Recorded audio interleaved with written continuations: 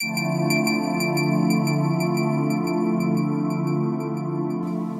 day, my name is Mark Malore. I have my own firm here in Riverside, California, the Malore Law Firm. We specialize in real estate, construction, and business litigation. I wanted to give you a brief talk today about foreclosure for a lot of my clients there in Murrieta dealing with foreclosure and wanting to foreclose on property. So I wanted to give you a brief explanation of the non-judicial foreclosure process. What exactly does that mean, non-judicial foreclosure? Non-judicial foreclosure is just like what it sounds, meaning non-judicial, not using the court system or a judge to execute an order to foreclose on property. It's a process by which you don't need to go to court to get that order. You can just foreclose without the court system, hence the term non-judicial. And the non-judicial process occurs in this fashion. Usually the borrower is late on one or two payments. If you're a borrower and you're late, it's usually one or two. With major institutional lenders, I find it's 2, 3, or sometimes more, depending on who owns the note. With major servicing companies like B of A, Wells Fargo, Chase, you're looking at least 2 to 3 months. Then what happens is that following that period of late payment, delinquent payment, the servicing company will record what's called a notice of default in the county where the property is located.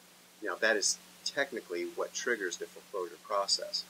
Once the notice of default is recorded, your house is now in foreclosure, and that begins to run a secondary time period, the notice of default time period, which is 90 days. Once the 90 days runs, then the lender or servicing company will record what's called a notice of sale. That involves a 20-day time period. Once the notice of sale is recorded, you have 20 days until the house can be sold on the courthouse steps.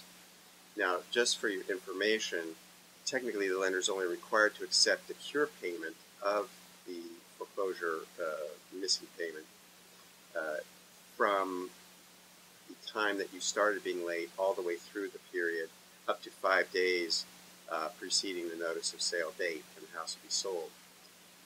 Technically they're able to do that, but predominantly I see in practice that lenders are willing to accept that money even up to the last day, simply because they lose less money curing the note in your back payments than they do foreclosing on you on the property and taking the loss.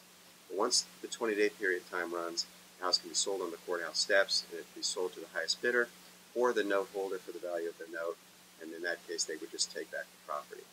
If you have and are facing that situation as a borrower, or you're a lender and a note holder on a property and you want to foreclose on it, feel free to give me a call in my office. We can discuss your options and your particular circumstances, and hopefully I can be helping your situation.